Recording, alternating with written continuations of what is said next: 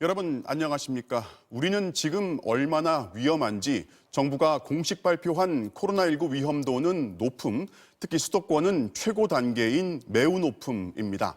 일주일 만에 2단계나 오른 겁니다. 중증 환자가 급증하면서 병상이 빠르게 차고 있고 새로운 확진자도 좀처럼 줄지 않고 있습니다. 상황이 더 나빠지면 비상계획도 검토해야 한다는 게 정부의 판단입니다.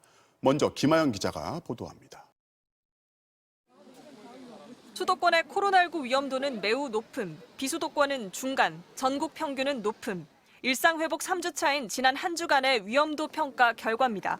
특히 수도권은 5단계 위험도 중 가장 높은 단계를 기록했습니다. 일상회복 2주차인 수도권 중간, 비수도권 매우 낮음, 전국은 낮음이었는데 일주일 만에 2단계씩 위험도가 올라갔습니다.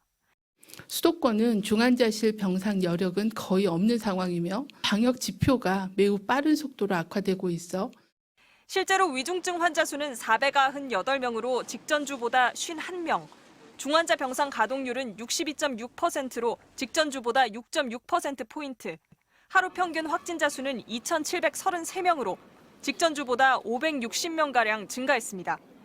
특히 위중증 환자의 83.7%, 사망자의 94.4%가 60대 이상으로 지금 추세대로 확산이 계속될 경우 위중증 사망자 규모가 더 커질 가능성이 있습니다. 정부는 상황이 더 악화되면 일상회복을 잠시 중단하는 비상계획 발동을 검토할 수 있다고 밝혔습니다. 현재는 비상계획을 발동할 단계는 아니지만 계속 상황이 악화될 경우에는 비상계획 적용을 검토해야 될 수도 있기 때문에 그 전에 방역 조치부터 강화할 계획입니다. 우선 백신 접종 후 면역력이 떨어지는 일정 시간이 지나면 방역 패스를 사용할 수 없게 해 추가 접종을 독려하는 방안을 검토 중입니다. 이스라엘처럼 접종한 지 6개월이 지났다면 추가 접종을 받아야만 방역 패스를 발급해주는 방식입니다.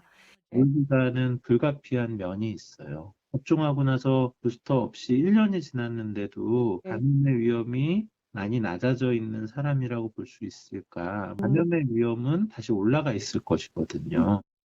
여기에 면역력이 낮은 고령층의 추가 접종을 최대한 빠르게 진행하고 다음 주까지 수도권 지역 준중증 환자 병상 400여 개 확보를 마치겠다고 밝혔습니다. MBC 뉴스 김하영입니다. 집이 여러 채 있으면 갈수록 세금 부담이 커질 수밖에 없고 끝내 집을 처분할 거라는 게 종부세라는 세금 정책의 노림수 중 하나입니다. 하지만 집을 팔기보다는 일단 자식한테 증여를 하거나 지켜보는 이들이 많습니다. 다주택자와 정부 사이 기싸움은 어떻게 될지 고은상 기자가 전망합니다. 서울 강남구의 26억 원짜리 아파트를 13년 보유하고 27억 원짜리 아파트를 5년 보유한 2주택자. 두 아파트 값을 합하면 53억 원. 이 집 부자가 올해 내는 종합부동산세는 5,869만 원입니다. 정부는 이미 지난해 7월 다주택자와 법인의 종부세, 그리고 시세 차익에 대해 내는 양도소득세율의 대폭 인상을 예고했습니다. 그러면서 올해 6월 1일 이전에 집을 팔라고 경고했습니다. 10개월의 시간을 준 겁니다. 하지만 다주택자들은 버티거나 아예 자식에게 증여를 선택했습니다. 지난해 아파트 증여는 9만 2천 건으로 역대 최고를 찍었는데 올해에도 9월까지 이미 6만 3천 건이나 됩니다. 집을 팔 때 내는 양도세를 내느니 차라리 증여세 내고 자식에게 물려준 겁니다. 종부세 부담이 무겁게 다가오는 건 사실이거든요. 증여세와 증여취득세를 물어내더라도 증여를 하는 게 가장 낫다라는 판단을 했을 겁니다. 다주택자들의 이런 선택은 앞으로도 집값이 계속 오를 거라는 기대 때문입니다. 하지만 이들을 겨냥한 종부세는 내년 이후 계속 오를 예정입니다. 우선 정부는 현재 시가의 70% 수준인 공시가격을 계속 올려 2030년까지 시가의 90%에 맞출 계획입니다. 또 이명박 정부 때 세금을 깎아주려고 도입했던 공정시장가액도 계속 높여 내년부터는 아예 없애기로 했습니다. 게다가 정부가 강력히 가계대출을 조이고 있고 이번 주 목요일에는 한국은행이 또 금리를 올릴 가능성이 높습니다. 전방위 대출 규제에다가 금리까지 오르게 되면은 주택시장의 거래 절벽이 조금 더 심해지지 않을까. 집값 상승세가 일단 주춤해진 가운데 다주택자들과 정책당국의 기세 싸움은 일단 내년 대선 이후로 넘어가게 됐습니다. MBC 뉴스 고은상입니다. 전 남자친구의 집요한 스토킹 때문에 경찰의 신변 보호를 받던 30대 여성이 살해된 사건과 관련해서 경찰이 조치를 제대로 하지 못했다는 비난이 나오고 있습니다. 숨진 피해자는 지난 5개월 사이에 무려 5번, 특히 이번 달 들어서 4번이나 경찰에 신고를 했지만 경찰은 남성을 입건하거나 정식 조사조차 하지 않았던 것으로 드러났습니다. 홍익표 기자가 전해드리겠습니다. 전 연인을 살해한 뒤 도주했다 붙잡힌 30대 김모 씨. 어젯밤 경찰 조사 도중 자해를 시도했던 김 씨는 검은 모자를 눌러쓰고 고개를 숙인 채 나타났습니다. 혐의 인정하시나요? 피해자 휴대폰 왜 버리셨나요?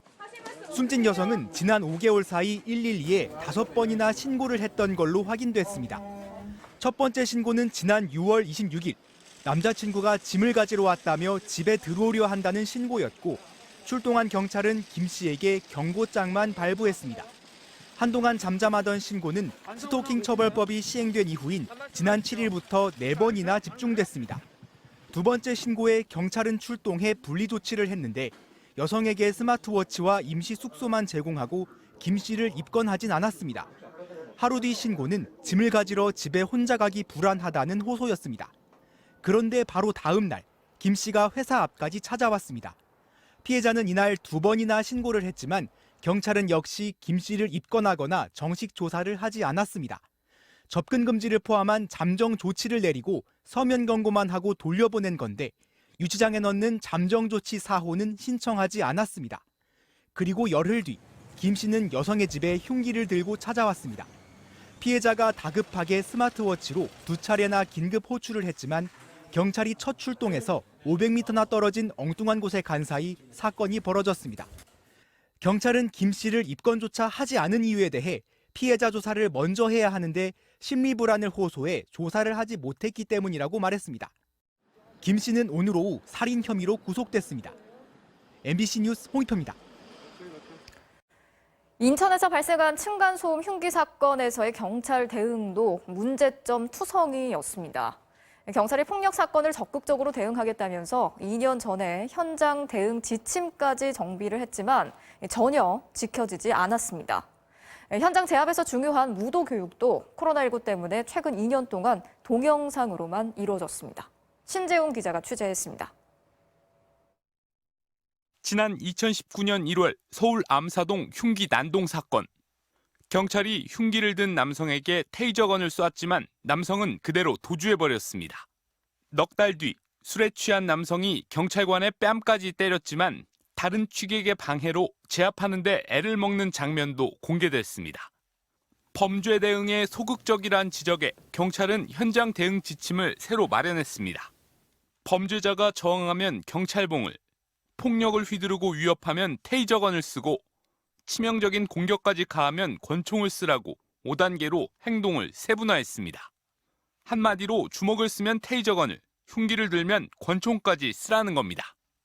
당시 경찰은 비례의 원칙에 따라 법 집행의 정당성을 확보했다고 강조했지만 이 원칙은 현실에선 무용지물이었습니다. 지난 15일 인천의 흉기 난동은 이 지침대로면 테이저건과 권총을 써 대응해야 합니다.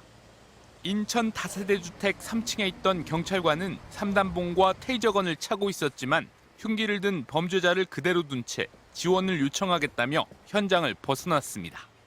엄마 쓰레기가 딸이 그 남자를 잡고 있는 상황이었는데 경찰 그러고 그냥 내가 딸도 뒤질 수도 있었던 상황이었어요.